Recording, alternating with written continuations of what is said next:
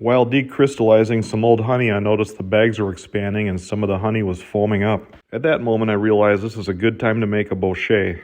A bochet is a mead made with caramelized honey. The caramelization process adds additional flavors and complexity. The downside of this process is that you can lose some of that nuanced flavor and aroma of varietal honey. Anytime I'm making a bochet, it's usually with cheaper honey or honey I'm not quite sure about. In this case, it was maybe fermenting, and I didn't really want to risk making a mead out of that without killing all that wild yeast or bacteria. So as this honey was caramelizing, I dumped it into my bucket at different stages of caramelization, because each stage has a bit of a different flavor. If you're a brewer, think crystal and caramel malt. That's what I'm doing here.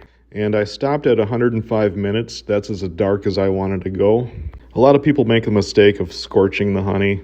Just does not work. It's a really bad idea. Speaking of adding complexity, I'm going to add 3 pounds of malt extract. Because I'm a home mead maker, not a commercial mead maker, no goofy laws apply to me.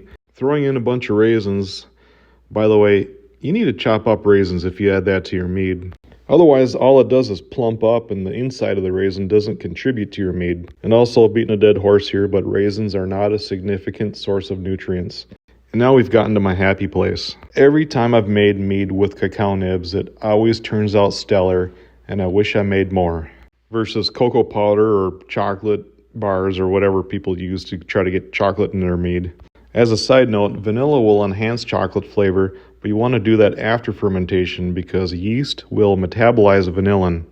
Sticking with the theme of building complexity, we're going to add some really good raw honey as well. From my experience, I don't go 100% Bochet. For this batch, I chose Kveik yeast because I've got it on hand, and it's nice to have something done quickly. 90-degree sous vide bath, and it got rolling real quick. Thanks to the quick action of the Kveik yeast, it's done fermenting in 8 days, down to 10-12. And for a chocolate mead, that's going to be way too dry. I like some more residual sweetness. So I back sweeten this with a honey that has a flavor that reminds me of Tootsie Rolls. This mead is going to be dark and deep and strong and sweet, something you bottle up and break out on special occasions. I love making big, strong meads that you can bottle up and see how they change over the years. And this is shaping up to be a great one for long-term aging. The mead's only about 3 weeks old and is already blowing me away. So exciting.